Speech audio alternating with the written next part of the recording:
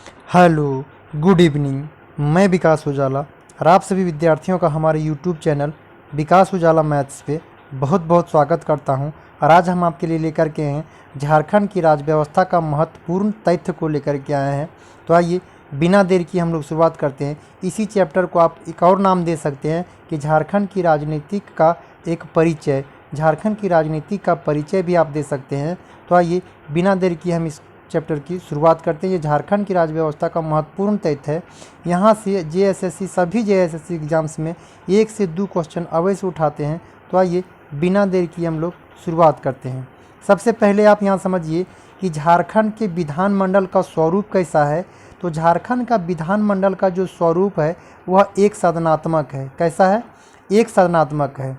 तो एक सदनात्मक का अर्थ क्या हो गया कि जो विधानमंडल है वह विधान परिषद और विधानसभा मिल करके बनता है। विधानमंडल जो होता है किसी भी राज्य का जो विधानमंडल होता है वह विधानसभा और विधान परिषद इन दोनों से मिल करके बनता है।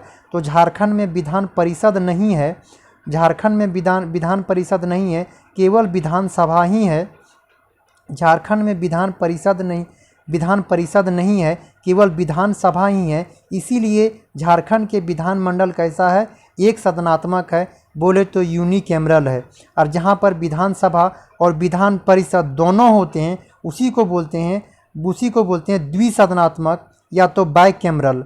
द्विसदनात्मक या तो उसी को क्या बोलते हैं? बाइकैमरल भी बोलते हैं। द्विसदनात्मक या तो उसी को बाइकैमरल भी बोलते हैं। तो झारखंड में केवल और केवल विधानसभा का चुनाव होता है।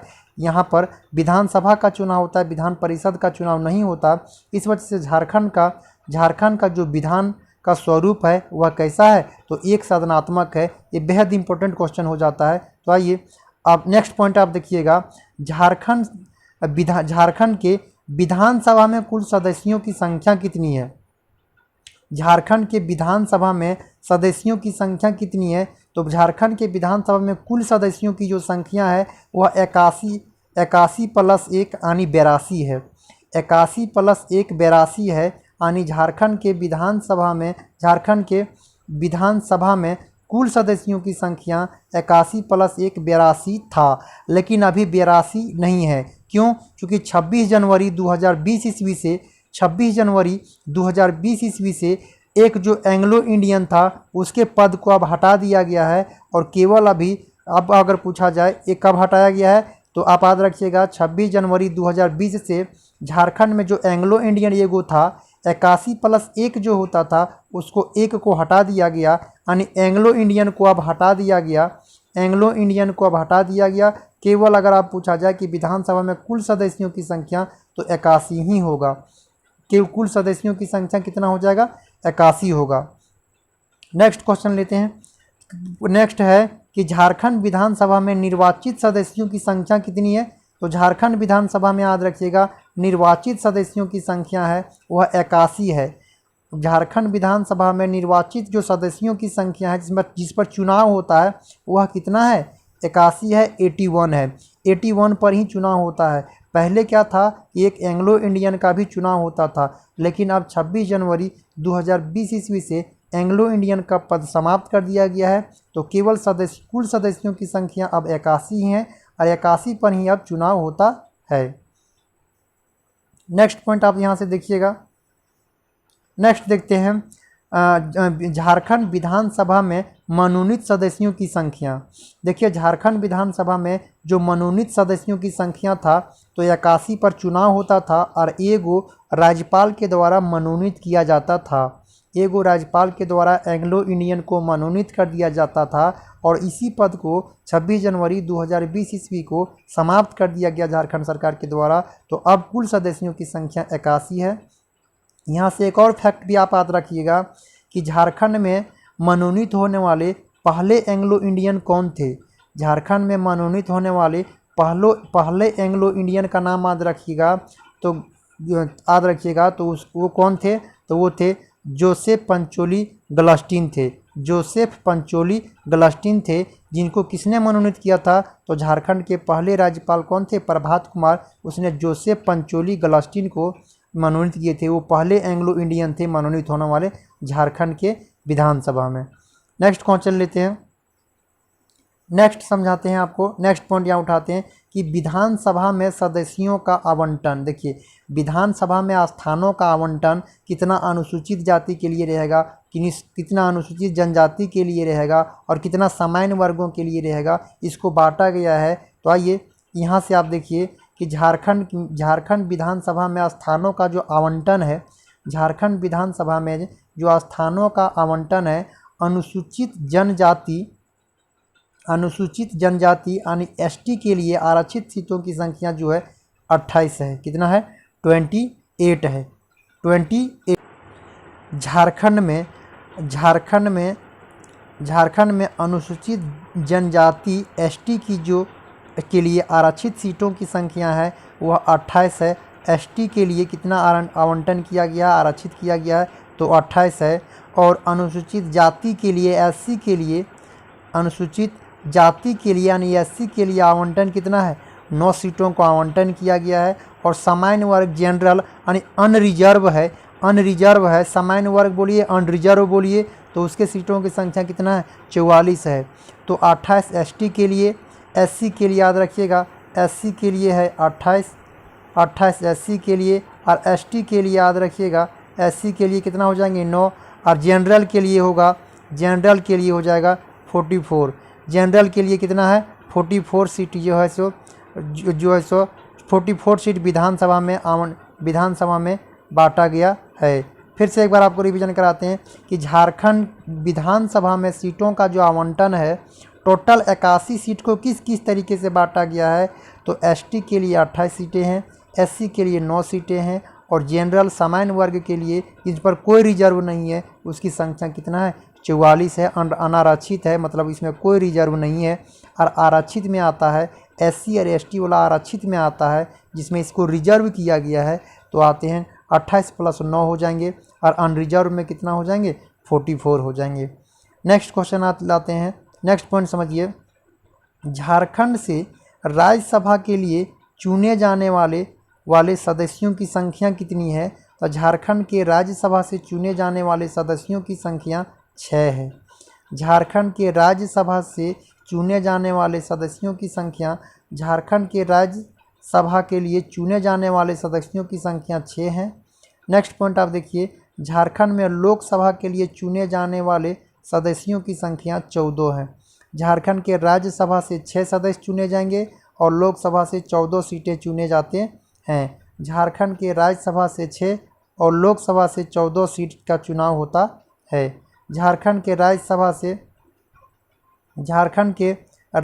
से कितने सीटें का चुनाव होता है? तो झारखंड के राज्यसभा से 6 और लोकसभा से 14 सीटें का चुनाव होता है। आपको पता होगा जो संसद जो बनता है वह राज्यसभा, लोकसभा, राष्ट्रपति से, इन तीनों से मिलकर बनता है। किससे? राज्यसभा, लोकसभा और राष्ट्रपति, इन तीनों से मिलकर संसद बनते हैं। तो यहाँ से बहुत इम्पोर्टेंट क्वेश्चन बनते हैं कि झारखंड से कितने सदस्य संसद बनते हैं। झारखंड से कितने सदस्य संसद बनते हैं? तो आपको पता होना चाहिए 6 गो राज्यसभा वाला और 14 गो जो है वह 6 गो राज्यसभा और 14 गो लोकसभा में का चुनाव में बनते हैं। तो टोटल दोनों मिला करके 20 सदस्य जो हैं वो झारखंड क्षेत्र से संसद में प्रतिनिधित्व करते हैं। झारखंड में राज्यसभा से 6, लोकसभा से 14, तो टोटल कितने संसद बनते हैं? झारखंड से कितने संसद बनते हैं? तो 20 गो संसद हैं, वह झारखंड से चुन करके जाते हैं। और आपको पता होगा कि राज्यसभा में कोई सीटों का आवंटन नहीं है, यानी एससी और एसटी और सामान्य वर्ग के लिए कोई सीटों का आवंटन नहीं है। लेकिन लोकसभा में सीटों का आवंटन है। लोकसभा में जो है वह सीटों का आवंटन है। लोकसभा में टोटल सदस्यों की संख्या कितना है? 14। अब 14 को किस तरीक़ा से बांटा जाएगा, आइए हम लोग आगे सीखते हैं। 14 में आप देखिए 14 सीट को हम लोग किस प्रकार से बांटेंगे। 14 सीटों में लोकसभा में जो सीटों का आवंटन है, लोकसभा में सीटों का जो आवंटन है उसमें अनुसूचित जनजाति यानी एसटी के लिए 5 सदस्य और अनुसूचित जाति यानी एससी के लिए 1 सदस्य, यानी 5 सदस्य, और एससी के लिए एसटी के लिए 5 सदस्य, एससी के लिए 1 सदस्य। ये दोनों क्या है? आरक्षित श्रेणी में आते हैं, मतलब रिजर्व है कि वहाँ से SC और ST ही चुनाव लड़ेगा इस सीटों पर, झारखंड लोकसभा सीटों पर। कहाँ से? ST के लिए 5 सीट है और अनुसूचित जाति SC के लिए कितने सीटें हैं? 1 सीटें। तो टोटल रिजर्व सीट कितना हो जाएंगे? 6। रिजर्व सीटों की संख्या कितना आ गया? 6। अब जो शेष 14 में से बच गए हैं 8 जो सीट, अब 8 सीट जो है सो सामान्य वर्ग जनरल के लिए है। 8 जो सीटें हैं वह सामान्य वर्ग यानी जनरल के लिए है। यानी अनरिजर्व सीटों की संख्या कितनी है? 8 गो जो है वह अनरिजर्व सीटों की संख्या है। 8 गो जो है वह अनरिजर्व सीटों की संख्या है।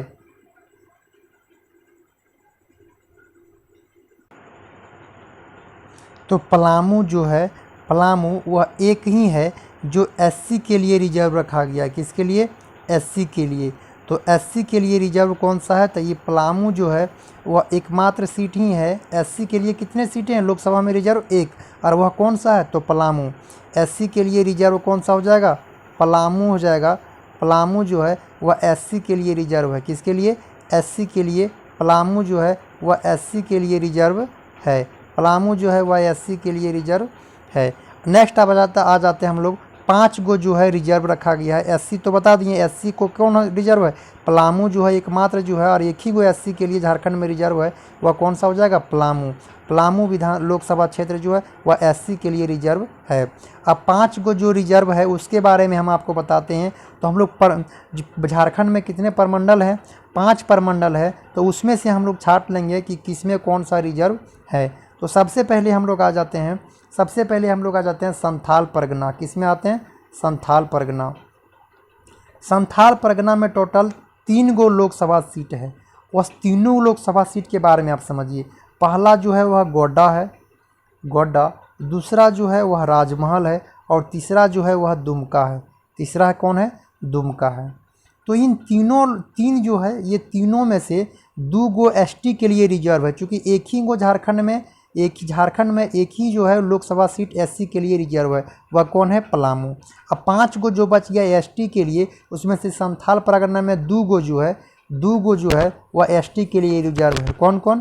तो सबसे पहले दुमका जो है वह ST के लिए रिजर्व है, और राजमहल जो है वह भी ST के लिए रिजर्व है, और एक गोड्डा जो है वह अनरिजर्व रखा गया है। क्या है? अनरिजर्व है। तो गोड्डा जो है वह अनरिजर्व है। तो संथाल परगना में राजमहल लोकसभा सीट और दुमका जो है, इन दोनों क्या है? रिजर्व रखा गया है। दोनों क्या है? रिजर्व है। नेक्स्ट क्वेश्चन आते हैं अब हम लोग कोल्हान प्रमंडल में देखते हैं कौन सा है। कोल्हान जो है प्रमंडल है उसमें से 2 गो सीट लोकसभा सीट है। कोल्हान प्रमंडल में 2 गो लोकसभा सीट है। वह कौन कौन है उसके बारे में सुनिए। एक तो जमशेदपुर लोकसभा सीट और ये गो सिंहभूम, याद रखिएगा। एगो जमशेदपुर एगो सिंहभूम पड़ता है। कोल्हान प्रमंडल में, पूरे कोल्हान प्रमंडल में 2 ठो सीटें है। 2 लोकसभा सीट है। कौन कौन? एगो जमशेदपुर लोकसभा सीट और एगो सिंहभूम। जमशेदपुर और सिंहभूम। तो जमशेदपुर जो है वह अनरिजर्व रखा गया है, और जो सिंहभूम है वह रिजर्व रखा गया है। किसके लिए? ST के लिए। किसके लिए? ST के लिए। तो ST के लिए कितने रिजर्व हो गए हैं? 2 गो तो संथाल परगना में, और 1 गो अभी बता दिए कौन? कोल्हान प्रमंडल में। तो 3 गो इसमें रिजर्व हो गए हैं। अब 2 गो आगे चलते हैं, 2 और किसी में रिजर्व है। नेक्स्ट पॉइंट देखिए। अब आप यहाँ से समझिए। अब हम लोग एक बार देख लिए क्या? एक बार हम लोग देख लिए संथाल परगना में, इसमें गोड्डा, राजमहल और दुमका आता था। इसमें गोड्डा अनरिजर्व था और राजमहल और दुमका रिजर्व था। और पलामू उसके बाद देखें तो पलामू एक मात्र लोकसभा सीट है झारखंड के, जो SC के लिए क्या है? रिजर्व है। झारखंड में SC के लिए कितने सीटें हैं? मात्र एक ही सीट है SC के लिए, और वह किसके लिए रिजर्व है? SC जो है वह किस लिए रिजर्व है? तो SC जो है वह पलामू का जो SC है, पलामू जो लोकसभा सीट है वह SC के लिए रिजर्व रखा गया है। किस लिए? SC के लिए रिजर्व रखा गया है। पलामू के लिए SC के लिए एक छोटी रिजर्व रखा गया है। तो नेक्स्ट क्वेश्चन आप देखिए। अगले क्वेश्चन में है कि यहाँ से देखिए, अब हम लोग आ जाते हैं तो दुमका में देखें, संथाल परगना में देखें 2 गो राजमहल और दुमका वह ST के लिए रिजर्व था। पलामू में एक जो है एक ही मात्र है पलामू में, वह SC के लिए। और कोल्हान में 2 गो देखें, कौन, जमशेदपुर और सिंहभूम।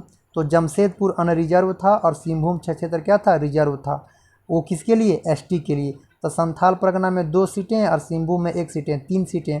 और 2 सीट अभी और है, जो टोटल 5 सीटें रिजर्व है। तो आते हैं हम लोग दक्षिणी छोटा नागपुर, किसमें, दक्षिणी छोटा नागपुर, दक्षिणी छोटा नागपुर। अब दक्षिणी छोटा नागपुर में एक आता है रांची, एक आता है खूंटी, KH खूंटी याद रखिएगा, और एक आता है लोहरदगा।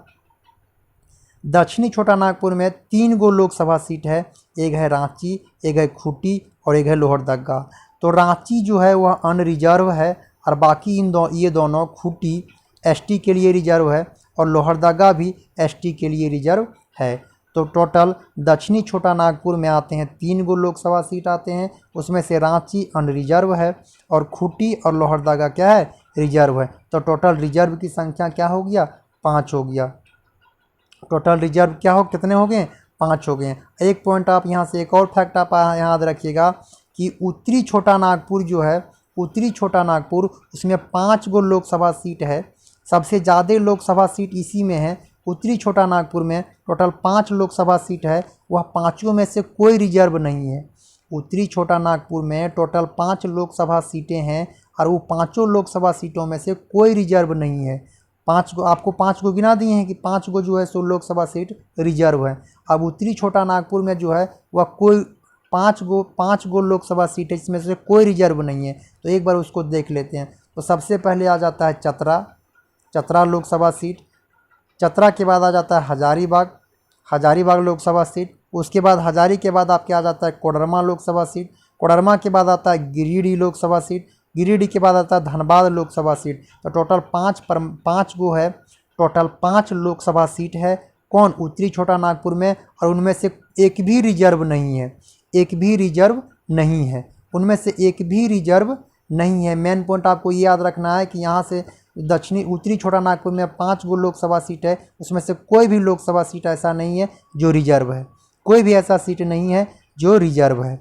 नेक्स्ट पॉइंट आप समझिए जो बेहद ज़्यादा इम्पोर्टेंट है कि सबसे बड़ा संसदीय क्षेत्र कौन सा है, झारखंड के सबसे बड़ा संसदीय क्षेत्र कौन सा है। तो याद रखिएगा पश्चिमी सिंहभूम, झारखंड का सबसे बड़ा संसदीय क्षेत्र पश्चिमी सिंहभूम है, सुरक्षित है पश्चिमी सिंहभूम। ये क्या है, सबसे बड़ा संसदीय क्षेत्र है। और अगर सबसे छोटा संसदीय क्षेत्र पूछा जाए, झारखंड का सबसे छोटा संसदीय क्षेत्र, तो हो जाएंगे चतरा। झारखंड का सबसे छोटा संसदीय क्षेत्र, तो इसका आंसर क्या हो जाएंगे, चतरा हो जाएंगे आंसर। और सबसे बड़ा में हो जाएंगे पश्चिमी सिंहभूम से कुछ और फैक्ट आप याद रखिए। पश्चिमी सिंहभूम जो है एरिया की दृष्टि से सबसे बड़ा जिला है। पश्चिमी सिंहभूम जो है वह एरिया की दृष्टि से बड़ा है और यह संसदीय क्षेत्र भी बड़ा है। और यहाँ पर याद रखिएगा पश्चिमी सिंहभूम में सबसे ज़्यादा वन है। झारखंड के किस जिले में सबसे ज़्यादा वन है, तो झारखंड में एरिया की दृष्टि से सबसे ज़्यादा पश्चिमी सिंहभूम में वन है। तो सारंडा वन जो विख्यात है वह सारंडा वन किस जिले में है, तो सारंडा वन पश्चिमी सिंहभूम में स्थित है। और झारखंड के सबसे छोटा संसदीय क्षेत्र जो है वह चतरा, वह सबसे छोटा संसदीय क्षेत्र कौन सा है, चतरा है। तो आज की क्लास में बस इतना ही। मेरा ये वीडियो आपको कैसा लगा आप कमेंट बॉक्स में ज़रूर कमेंट कीजिएगा। आज की क्लास में बस इतना ही, फिर मिलते हैं हम लोग नए वीडियो में नए लेक्चर के साथ। और जो भी विद्यार्थी हमारे इस चैनल पे नए हैं, आप हमारे चैनल को सब्सक्राइब करें ताकि जो भी वीडियो हम अपलोड करें उसका नोटिफिकेशन आपको मिले सबसे पहले। Okay, thank you.